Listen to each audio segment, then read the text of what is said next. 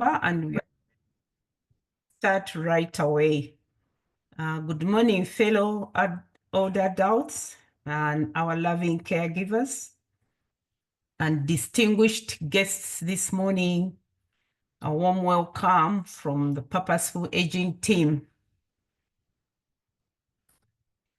It is my pleasure today to introduce two remarkable ladies who will guide us through a topic that touches all our lives. Our topic this morning is understanding and managing the psychosocial and behavioral effects of aging. Let me do that again. Our topic is understanding and managing the psychosocial and behavioral effects of aging.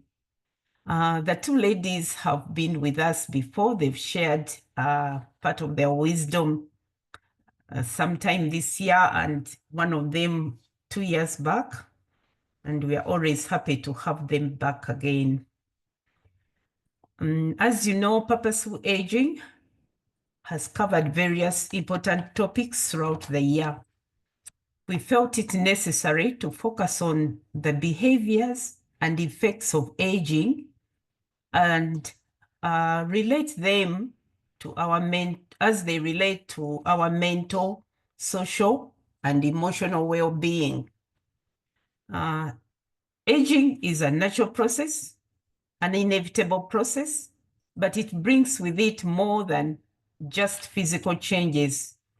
Profound psychosocial and behavioral shifts also take place, and these affect everything from our mental health and social roles in our daily behavior and emotional well-being.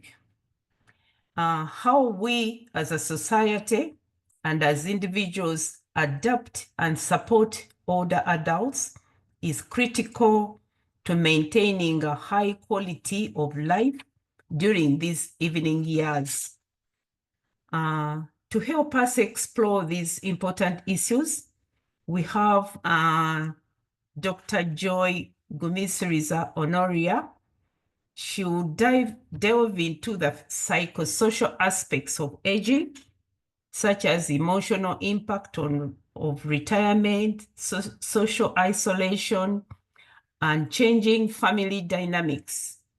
She will also touch on behavioral changes that often accompany aging, including cognitive decline, mobility limitations, and the effects of chronic illness on daily life and independence. Following her, Dr. Jane Kavuma will share practical strategies to manage these challenges, ensuring that older adults remain active, engaged, and emotionally resilient as they age. She will provide us with tools to create a supportive environment that allows our elders to age with dignity, respect, and the highest possible quality of life. Yes, at Purposeful Aging, we believe that understanding these effects more deeply will enable all of us, whether older adults, caregivers, and family members, to contribute to more compassionate and supporting aging experience. Just before I go into deep introduction, allow me to remind you that this session is interactive. You can send messages in your chat box. You can raise your virtual hand and give a comment and actively participate, contribute during the Q&A session, which will follow the two presentations. I'll just give a brief on Joy. Joy Louis Gumikiriza-Onoria is a lecturer and a clinical psychologist at Makerere University. College of Health Sciences in Uganda.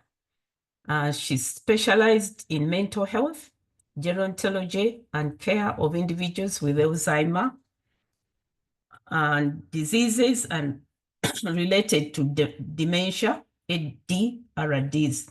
She has a long experience with Alzheimer and various international bodies, WHO, and many others. Her work experience has been in different parts of the world, University of Michigan, Research Brain Organization, and mainly in Uganda with people with Alzheimer. And Dr. Jane Kavuma is a medical doctor who has spent her life trying to make a difference in women's health. She has practiced medicine both in Uganda and Botswana. And she's a mother of 3 and a grandmother. She's actually looking after her 93-year-old grandmother at present. She's a writer and fiction novels and short stories. And very lively person, currently taking care of the mothers I've said, and hope we'll hear more about the tools she uses to keep the mother active and alive. She's an old girl, 311, and a woman of all seasons.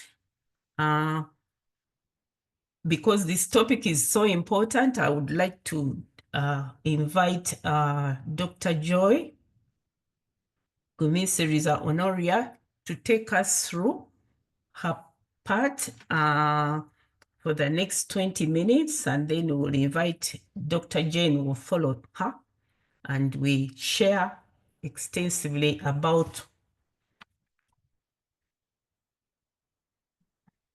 All right. Yes, Joy, you're welcome. Okay. Good morning, everyone. Thank you very much for the introductions. I do not know whether you're able to hear me. I would request for rights to share. Yes, we can hear you very well, Joy. All right. Thank you. Oh, okay. Are you able to see my slides? We can. It's very clear. Okay, thank you very much. Okay, so good morning, everyone. Thank you once again, Purposeful Aging, for having me for another time to come and share about something that I'm really passionate about. Just a correction, the name is Gumikiriza and not Gumikiriza, but I think they mean the same thing. All right, so so yeah, like we've been ably informed, we're going to be delving a bit into the understanding and managing the psychosocial and behavioral effects of aging. And I'm just going to give us some bit of insights and some practical approaches, but I know Dr. Jen will be able to will be taking us through that at some point. So we all know what aging is, and in terms of definition, we usually look at aging as the biological and psychosocial changes that we experience as we age. It starts at birth. From the time we are born, we start aging, and it continues through our lifespan until we die. It is universal, it is progressive, it is intrinsic. Aging is unavoidable. For as long as you're on this earth, you are aging. We are all aging. So in Uganda, we see that I'm going to use the statistics of 2018 because I think we all know that the statistics of 2024 had some issues. So in Uganda, we've seen that life expectancy has increased in the past decade from 50 years to 63 years. And this shift in life expectancy has come with some challenges and also benefits. So as of 2018, about 3% of Uganda's population was 60 years and older, but we know that all these other categories, the 30 to 59 category, they are all steadily getting into the 60 and older category. So that makes it very important for us to start tackling and looking at how are people aging? How do we support each other and ourselves as we progress through the aging process? So then we go to the psychosocial aspects of aging. When we talk about psychosocial, we are looking at social factors, psychological factors, and how they play or interact with each other to give us successful aging or to enable us age successfully. But before I go into that, the psychosocial aspects have a social impact. And here we are looking at changes in social roles and increased isolation or loneliness as we age. Many of us are going to just attest to this, that, at some point, the people who you are very close to, most of us spend a lot of time at work, and we make relationships with people at work, or we spend a lot of time, in those different circles. But when we start growing older, we get to retirement, we retire, then the isolation, the changes in social roles takes set in, and then there's increased isolation and loneliness. Now, this come with depressive factors, perceived loss of control, negative effects on our entire mental health. We get some anxieties, but then we don't forget the impact that cultural beliefs and roles have on us when we are aging. So in each part of Uganda, there are different perspectives. We have some universal perspectives on aging, but there are also different perspectives. Back in the day, or I think even up to now, we still say obukademagezi. As we grow, we are more wise.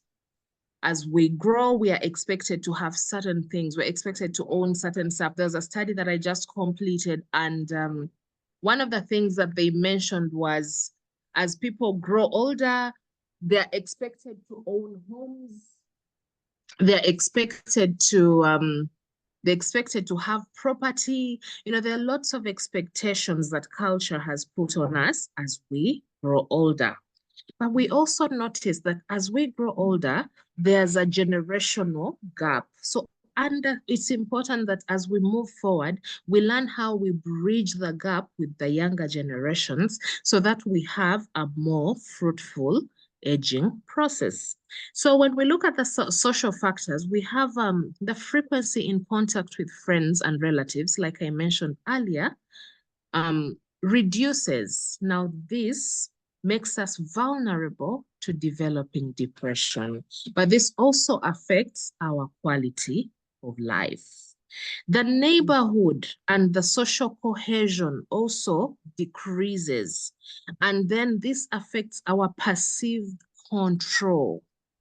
Are we able to, do we feel that we are independent enough and are still in control of our decision-making processes? Now, this also in its own way will lead to depressive symptoms if we don't feel like we still have the control.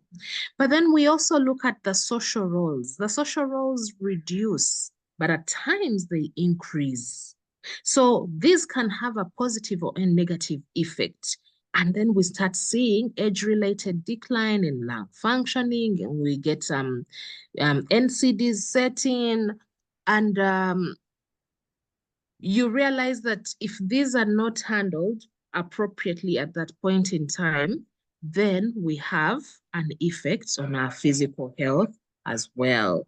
But we don't forget the perceptions of the neighborhood. I know they call them neighborhood disorders, but the neighborhood in which we live, some of us, when we retire, we live possibly town, I would call it town or urban areas, and then we move out of town. So the neighborhood changes, the expectations change, the things that you were initially used to also change. Now, this can also bring about depressive symptoms. It can reduce the perceived mastery, or if you have perceived mastery, then now you can start recovering from mobility restrictions or limitations, or this can also influence the way you are aging. So then, those were different psychological aspects, psychosocial aspects. Now I want to break this into the psychological and behavioral dimensions of aging. So the psychological dimensions, we're going to look at the cognitive changes, the emotional changes, but also the coping mechanisms. So in the cognitive changes, we experience cognitive decline. This doesn't necessarily have to be very severe, but it happens. It's a decline. It happens with as we age. So you find that some people start forgetting names, they forget events, they misplace items. You find delays in decision making, which affect also that driving as well, reduced attention, but also we find difficulty in concentrating. We have emotional health as well, where we see loneliness, depression, loss of loved ones, financial concerns, but also the cultural expectations. How we cope is very significant, because if we do not cope, then this becomes significantly detrimental to our lives as we age. So the way we cope, we use a lot of social support. Who are the people within your social networks? Do you have friends that you're able to meet up with? Do you have family? Because family is very important. You know, grandchildren, just basically the support around you. How neatly fitting is it that you're able to move? You know, you're able to share your problems, you're able to share your fears as you age, because this is very important in managing the psychological dimensions of aging. But we also do cognitive exercises. Having a phone is important. Playing board games also helps delay cognitive symptoms or cognitive impairment symptoms. So these cognitive exercises are very important. Like I've mentioned, having games on your phone, we can have, play board games. There's some specific cognitive exercises that we can do on our phones as well. But reading newspapers, listening to news, keeping yourself up to date, all those are cognitive exercises. We do not forget physical activity, because physical activity is extremely important in managing our physical health, but also our mental health. And it also helps in delaying some of the major cognitive declines. So then we look at the behavioral effects of aging. I've already talked about the cognitive influences, but cognitive shifts like decision making, memory, memory loss or memory issues, adaptability, being able to adapt to the different changes in your environment. But we also see changes in the way we regulate our emotions. So as we age, there's increasing sensitivity to stress. There's loneliness, there's a lot of anxiety, irritability, sadness, and some people become actually short-tempered. People who originally were not short-tempered, because this happens as we age. We also experience physical limitations, like we have decreased mobility, and this influences our behavior and social engagement. If you used to walk without being aided, and now you have to be aided, it in a way limits how much you're going to be able to go out there and interact with the people out there. And this will bring in certain feelings of social isolation, loneliness, depression, to mention but a few. So I just put a picture of a brain here to show you what happens as we age. So let me start with our frontal lobe. The frontal lobe is in charge of our thinking, memory, behavior, and movement. As we age, there are certain effects that we have that slows down the functionality of our frontal lobes. So we have a bit of slowed thinking, we have some memory impairment, we have behavioral changes like I've presented up there, and also mobility issues. But I just want to emphasize that this happens progressively, but not for many people, it does not warrant a diagnosis of a significant disorder. But then we also have the parietal lobe that is in charge of our language and touch. And you realize that, we tend to have language issues. Not everyone, but for some people. And for some people, they also present with visual impairment, which is really coordinated by the occipital lobes. And then we go to the temporal lobe, which affects our hearing and learning as well as feelings, and then the brainstem. So all these different parts, as we age, of course, we start getting reduced agility in many of these areas of our brain. So then how do we manage the psychosocial effects? One, we need to strengthen our social networks. We need to strengthen our family relations. We need people around us. We shouldn't live in silos. We shouldn't live in isolation. We need community engagements, interaction with your community members, your neighbors, that community and social relationships. Back in the day, every neighbor was like a relative. So we need that back. We need that the feeling of I'm part of a community, I'm worth it, and I'm respected and appreciated within the community. We also need to be part of the religious support, because this helps us reduce isolation. Go to the mosque, go to churches, go to your different areas where you do it, your areas of worship, whatever it is that you worship. Because whenever you do this, you meet people, you engage with people, but you need to also be very intentional when it comes to strengthening our social networks. We also need to build intergenerational bridges.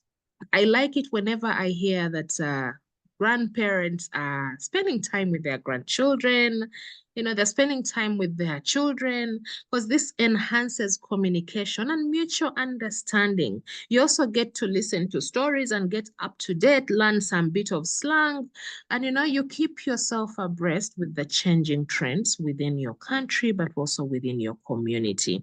We also need to empower our self-worth and purpose. Being old does not mean that we are no longer useful.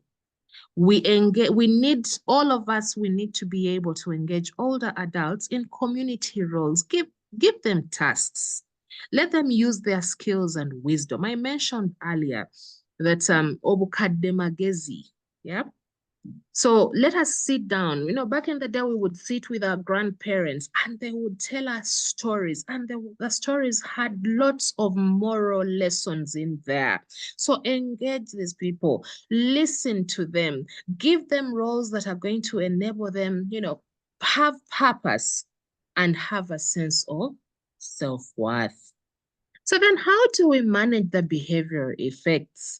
For example, maintaining cognitive health. There are techniques such as memory games, puzzles, active learning, and all these they help us support cognitive functioning. So spend some time actively reading or listening to news or listening to podcasts. These days, everything has been made a bit easier. So let's support the people who don't have access to some of these things. And you can even just have radios there.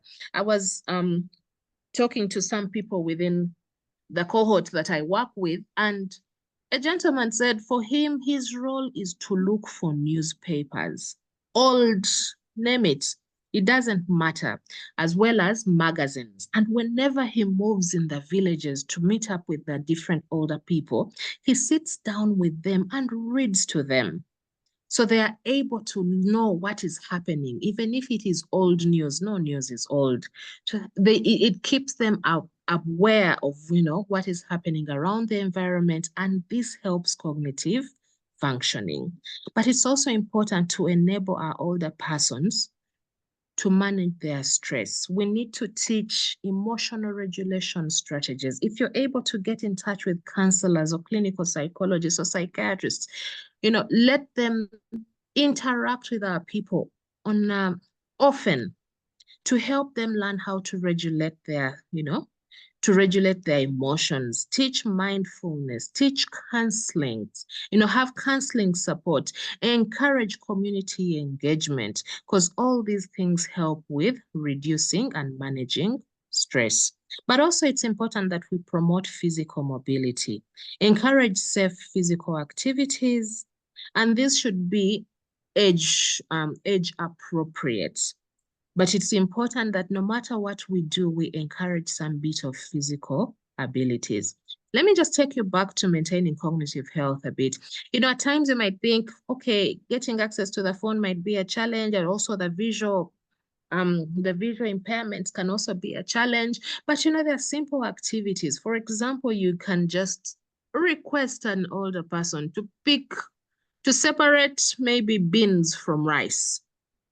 You intentionally add a cup of beans into a cup of rice, and then you let them use that,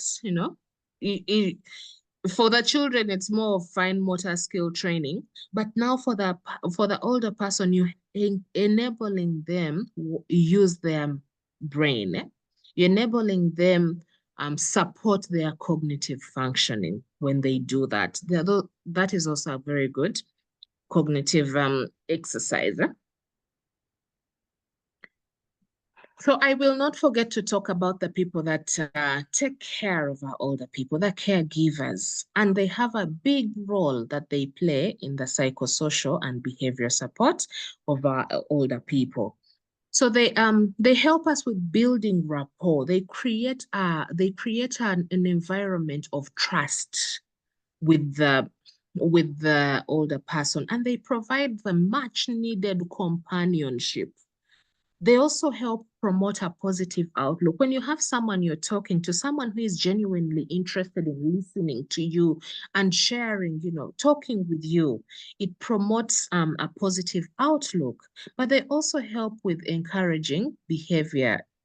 For example, they can help us with memory aids. They give you reminders, looking at your photo albums, fostering independence where possible. Caregivers play a big role. And if you're seated next to a caregiver, give them a hug. But I also send out cyber hugs to all the caregivers that are present here. They also help us respect dignity.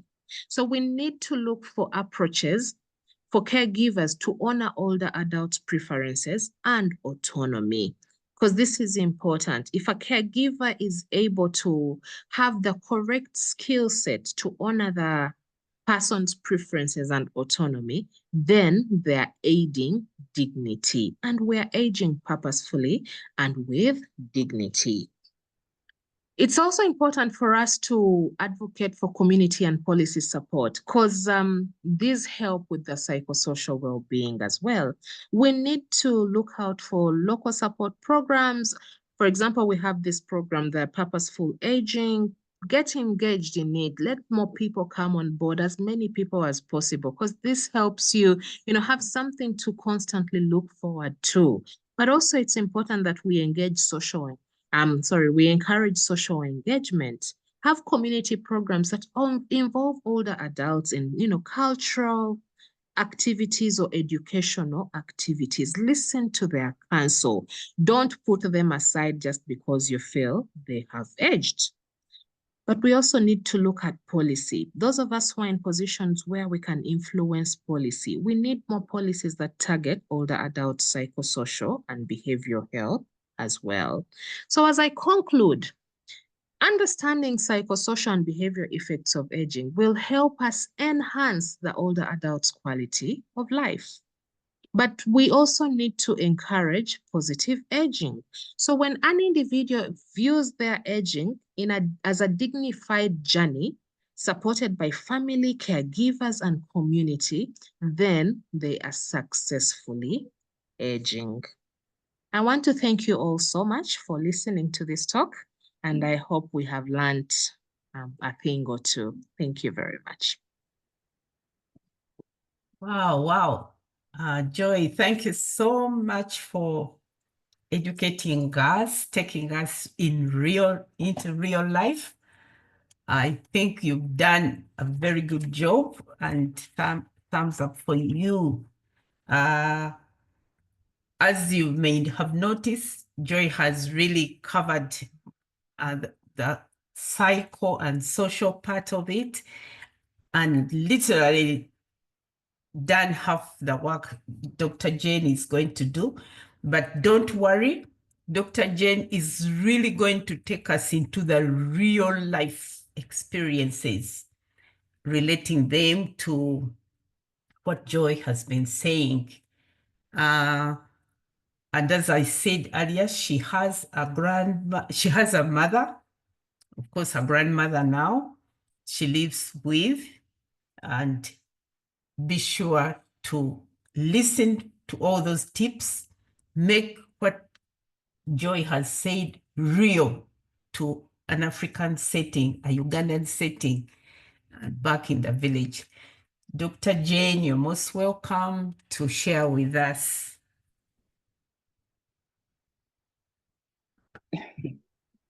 Can you hear me? Yes, we can. Hello? Yes, we can. My area has very poor network either side. Whether I'm on the east or the west, sorry, it's very poor. But I hope you'll be able to hear me. We're here. I'm privileged and honored today to join you to discuss this important topic, which is common to all of us. We all age, we all die because we are born. And I thank you very much, team of the team of Purposeful Aging. Thank you very much. Thank you very much for actually allowing me always to share my experiences. Here, I come here, I'm invited in just to give what I've lived through. And that's very interesting. I find it very interesting. And I thank Dr. Joy Gumikiriza for that enlightening presentation. She has covered everything. So all I need to do now is just to tell you how I've been able to do it. I've been privileged in that I looked after my father, and then now I'm looking after my mother, as Christina has already told you, is 92 or will be 93 in December. And myself, I'm also aging. So in my mother, I see how I will be like in 20 years' time. So, and I can see myself how my father was at that time. So it's that sort of experience that I would want to share with you. Yes, we, as Dr. Gumikiriza said, yes, we are living longer because by the time we were born in 1950s, for us, Christina and I, and others probably, the life expectancy was just 40 years. So you can imagine, now it has come to 63 years. Even people are advocating for, in Uganda, you are supposed to retire when you are 60. So if you retire at 60 and you have another 30 years, that one also is something to plan for. You can't sit and wait to die. You have to remain active, get engaged in your community, in your environment, get connected, and be spiritually strong. That way you ward off or you slow down the processes that Dr. Joy has talked about, which are natural, which we have no control over, except to slow them down. One of the things when I look at my mother, is she found it very difficult because she was a very active woman, a midwife over 40 years. She had a farm, she had a herd of cows. She was very active. So her most difficult time has been sitting in a chair. Though she moves a bit, but sitting in a chair from morning to evening and walks about doing simple things. It was very painful. And it took her about 5 years to accept that this is going to happen and it may even get worse. Though we have helped her get through it by teaching her how to get to stay active in that state. It's mainly the arthritis, which has limited her mobility. So when you talk of being active, it's the active, the whole body, active physically, exercises, walking, and the mind. The mind, if you don't keep it active, you lose it. The same way the muscles, the doctors say, use it or lose it. So if you don't use your muscles by exercising, definitely the rate at which they grow smaller or shrink increases. And if you don't use your mind, the brain, it will actually go to sleep. That's why later Dr. Joy talked of self-worth. So I'll go deeper into that. So later, if I have time. So that means an active brain is a healthy brain. That is the term we use. An active brain is a healthy brain. So how do we physical exercise, keeping your brain active? I'm very happy that Dr. Gumikiriza has even talked of how people in the remote areas, like sorting beans, separating beans and from rice. That is something she has to think. There is how they call it a rule.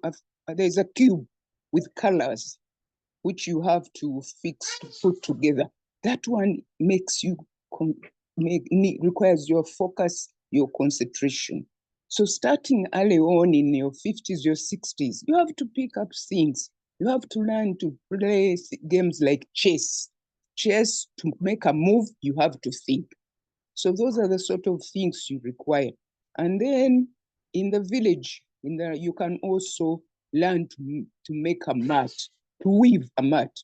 Weaving a mat is not something as simple as we think. And these days they can help you even weave a name by that. They have to, the way they are designing them, you can, as you make it, you are writing somebody's name. That one has to be thought about, keeping it the same size and how you weave if you have watched them. Some years back, I watched an elder lady who was a bank, and I found her weaving a mat. She was a very exceptional lady. So I asked her, why are you weaving a mat? She said, it's to keep my brain active. So weaving a mat, knitting if you can knit, and let's say gardening itself, because you have to think, should I water this plant? Should I move it here? All those are helping your brain. And the other important thing is deep connection. The relationships we formed when we were young, from family to friends. You don't know these. One of the best advantage of a phone has been the WhatsApp groups. Like ours, we joined senior one together. So we've managed to get a number of us together. So it helps us share, as Dr. Gumikiriza said, we share our fears, our concerns, our losses, and it makes things lighter other than bottling them alone. And then I have had to teach my mother Sudoku, that number games. Now she can do it quickly and you'll be surprised. But when she's doing it, you find she's even closing her eyes to concentrate and make sure she's doing the right thing. I've had some friends who have joined choirs, they've gone back to sing. Others have joined community, they've become mentors and supporters and sponsors. And we have to remember there's some people, the age should not limit you. We had someone, a classmate of ours, the wife completed a master's last week in the 70s. So you think of something you've always wanted to do and pick it up. At the same time, they call it the dormant self, which you left behind as you were trying to concentrate on medicine, law, being a mother. Awaken that dormant self of yourself and make it active. And the Japanese call it guy, living a life with purpose. In our old age, that's what we need. Something that makes you wake up, oh, let me go and write. I need to post this.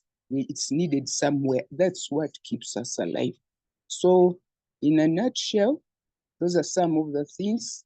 And as we forget, we are all even myself, I'm becoming forgetful at times. I look for keys, keep them in one place.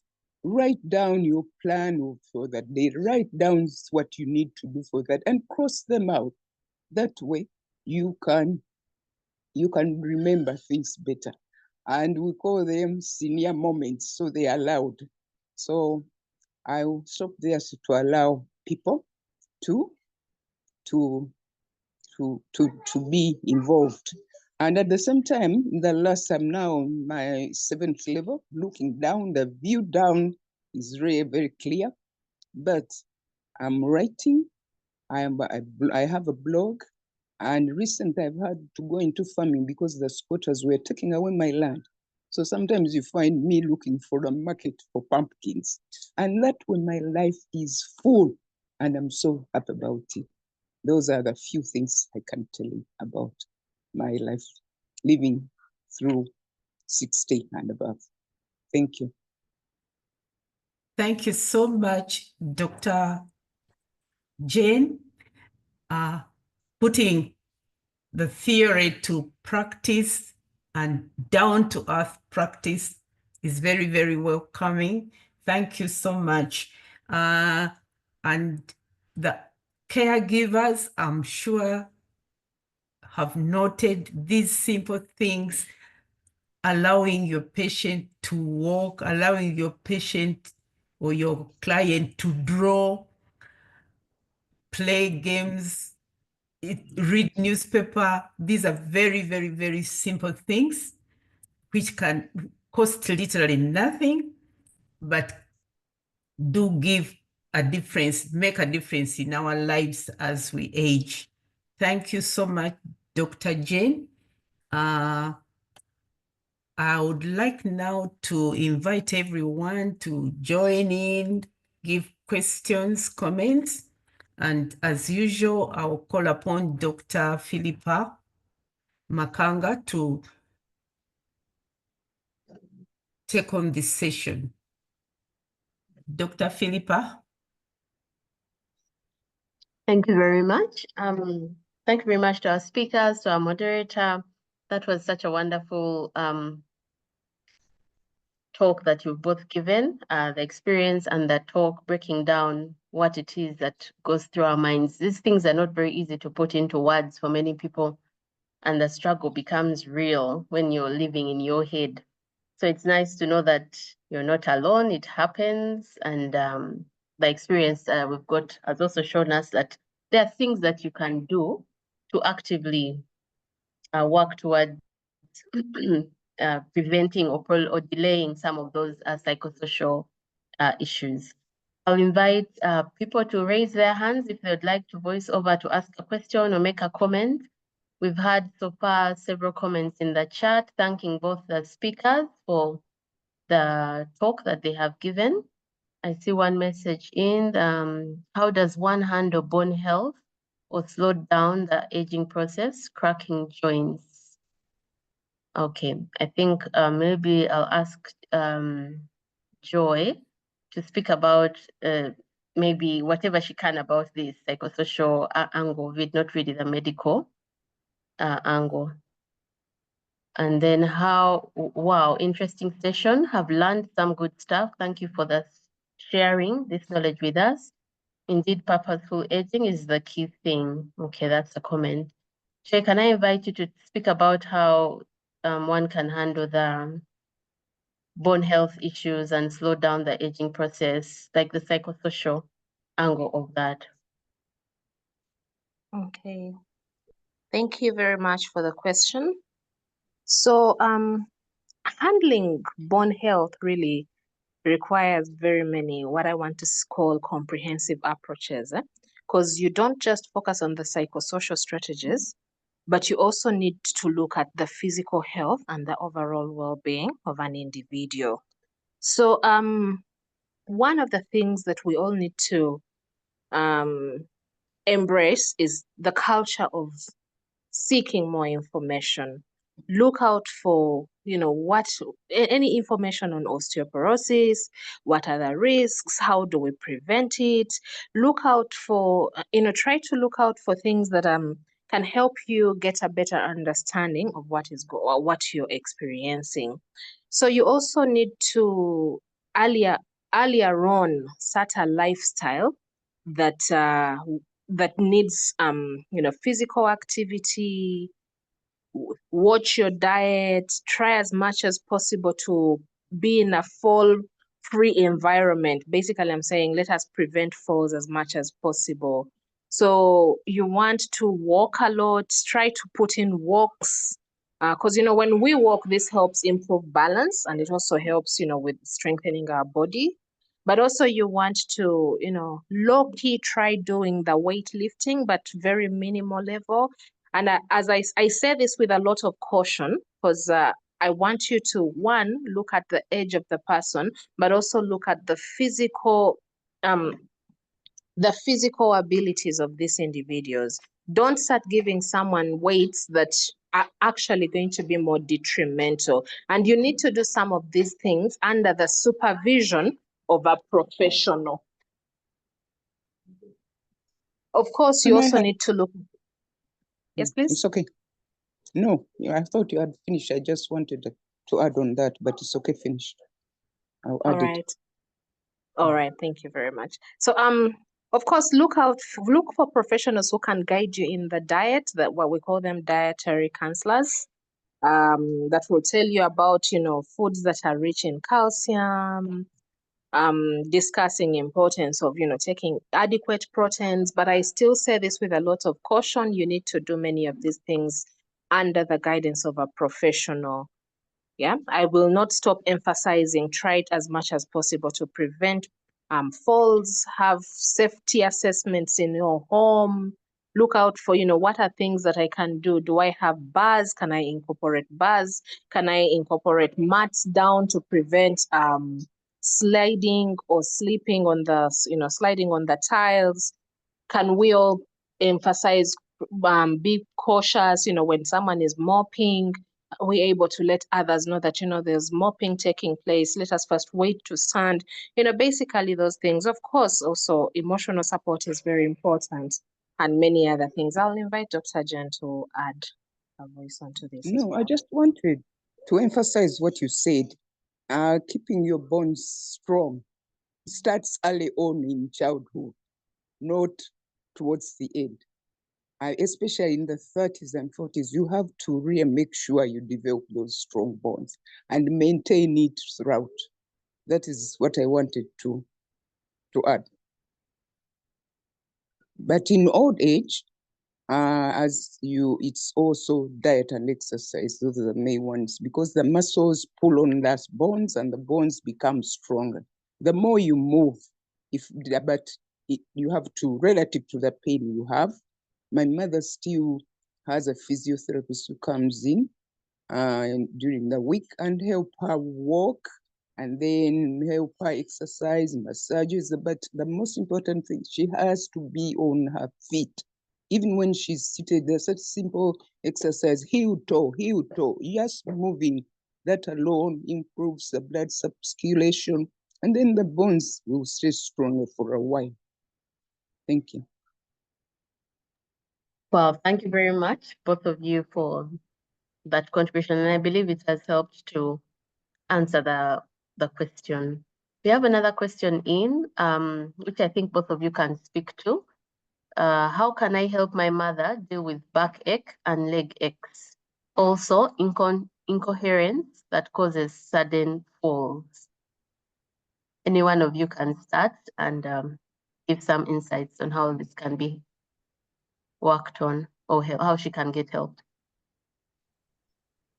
I will say this again. I cannot re-emphasize this enough, but it's important for you to seek medical support. It's important for you to be assessed. It's important for you to go to a physician, go to a psychiatrist, go to a clinical psychologist. It's important for you to seek basically the necessary medical assessments before we can even start saying, let us take this, let us do this. Of course, when you know what exactly you're dealing with, then the specific exercises for that, the specific mental health support for that, as well as the specific medications for that, will be able to come in. Where we usually go wrong is yeah, like I meant earlier on, I encouraged reading. Reading is important, but it doesn't mean we need to self-medicate. You read, you become aware, but this information should help guide you and lead you to the people that will, the professionals that are going to be able to support you and support your mother as well. I think that's enough for that question. And pain, yes, we all have aches. After being checked up by the medicals and advised how to guard against, safety is very important. It's actually one of the basic requirements of the elderly person, safety. So you don't just do exercise, but doing some exercises relieves the stiffness of the muscles. But as the Dr. Joy has said, it has to be advised by the health workers, like a physiotherapist. Don't just, and the physiotherapist will teach you the simple things you could help your mother to do. So it's not just waking up and making her do it. Thank you. Thank you very much. If you need to, Jennifer, if you need to ask any further question on that response, please feel free to unmute and ask, or anyone else, if you wish to voice over, please unmute or raise your hand so we can give you an opportunity to do so. Right, okay, good. I'm glad you have been helped. Also, regarding the polls, last month, we had a session which talked about housing, and we had some discussion on safety and prevention of things that you can do at home to make it safe for us as we age. I'm posting in the chat right now the link to that recording for people who may have missed it. It would be nice for you to look at that presentation, and maybe you can pick a thing or two that might be helpful for you at home. Okay. Is there any hand up that I'm missing? Anyone who wants to voice over and say something? We have some comments in the chat about not something here nice, not to spend your hard-earned money on supplements. We will really not go into supplements in this session. I think that we need to discuss, like the two speakers have said, you really need to get an assessment and not just self-medicate or buy any supplement because someone has used it and it has worked for them. We all don't have the same conditions, really. So please get an assessment and be sure that you're getting what you need or what the senior needs. Right. Not seeing any hand up. I can say something in Yes, the background. I think a few of us are aware that the United Nations declared 2021 to 2030 as the UN decade for healthy aging. And the purpose was to improve the lives of older people, their families, and the communities in which they live. And the UN defines any person who is over 60 as an elder or an old person. And then the UN also came up with guidelines on how to classify the elderly as 65 to 74, those are the young old, 75 to 84, middle old, some of us are there now, over 85 as old. And then the UN also came out, the four most important needs of an older person include, these ones we should all note. Staying mobile is number 1. Getting personal care is number 2. Number 3 is medical care. 4, getting proper nutrition and exercise. Number 5 is participating in activities and recreation. And then the 5 most crucial rights of the elderly, as by those same guidelines, is safety, dignity, independence, and privacy. And number 5, the right to make decisions about their care and their quality of life. This is where it comes. If allow them to do the little they can do for themselves, don't take that away. It gives them a lot of confidence. If they can do a few things. My mother still washes a few small things. You can't stop her. And she enjoys, you can take an hour washing them, but that one, she gets the satisfaction that I'm still doing something for myself.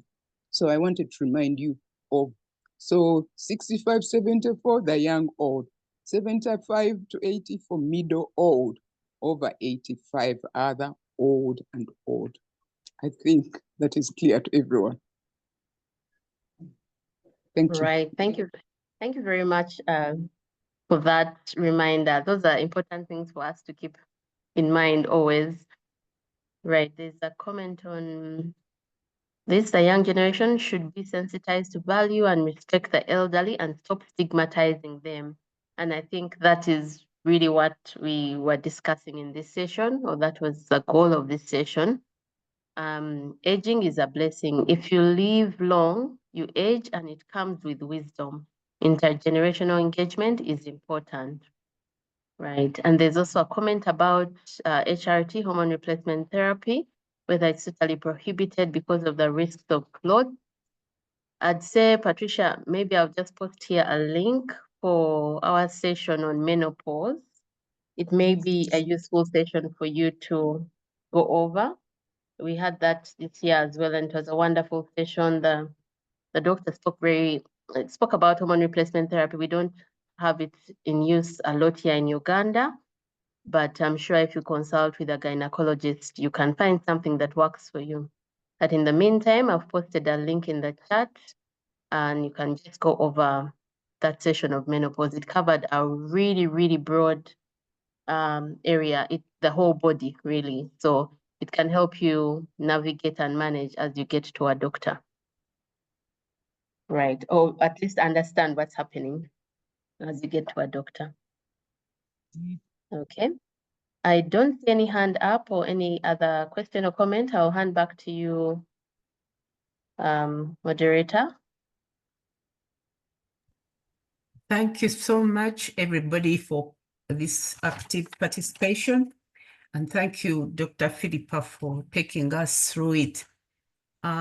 In addition to the menopausal session, we had physiotherapy as seen in the old, and we went through a lot of factors that limit the movements and what you can do about it. We also had old age and vision, where the OTTs took us through the changes and how they affect our movements and perception, even activities like putting sugar in a cup of tea. So I strongly recommend that at one point or another, take a look at the old sessions. If you missed it, then you might have to go through all of it, but they are all available on YouTube, which helps you to listen and learn at your own time. So encourage everybody, encourage our caregivers. They can play the YouTube session for the elderly they look after, and you get to an understanding of what it is that is disturbing the two of you, because when the old one has an issue, then the caregiver may not appreciate that why it's happening. But when you both of you watch together, you'll get the solutions at the same time. So I want to thank everybody who has tuned in this morning. And just a reminder, Purposeful Aging takes place every last Saturday of the month at 10 o'clock. And the whole year has actually run very fast. But if you go through the sessions, you realize that they really interlink. And we want now in our last session, which is end of November, to look at this older adult and the issues around succession. Dr. Joy has told us that once we are born, growing is inevitable. So even our sessions have grown, we've seen everything, and now we want to get the older person prepared for the exit. So November, we shall have a session on succession. And I encourage many of you to come. You appreciate the linkages between what we've said the whole year and the succession. Thank you so much, our presenters this morning, Dr. Joy and Dr. Jane. Thank you so much. We have really appreciated both the caregivers and the older adults and the middle-aged ones, how to age purposefully, prevent all those things which are preventable so that you have an enjoyable life and a useful life in your society till really that time of exit. Thank you so much, our team Purposeful Aging, for staging these sessions every last Saturday of the month. And on that note, I want to say thank you, everybody. Thank you, the caregivers. You do a wonderful job. Thank you, older adults. Thank you so much for listening in, and bye-bye. Have a beautiful weekend.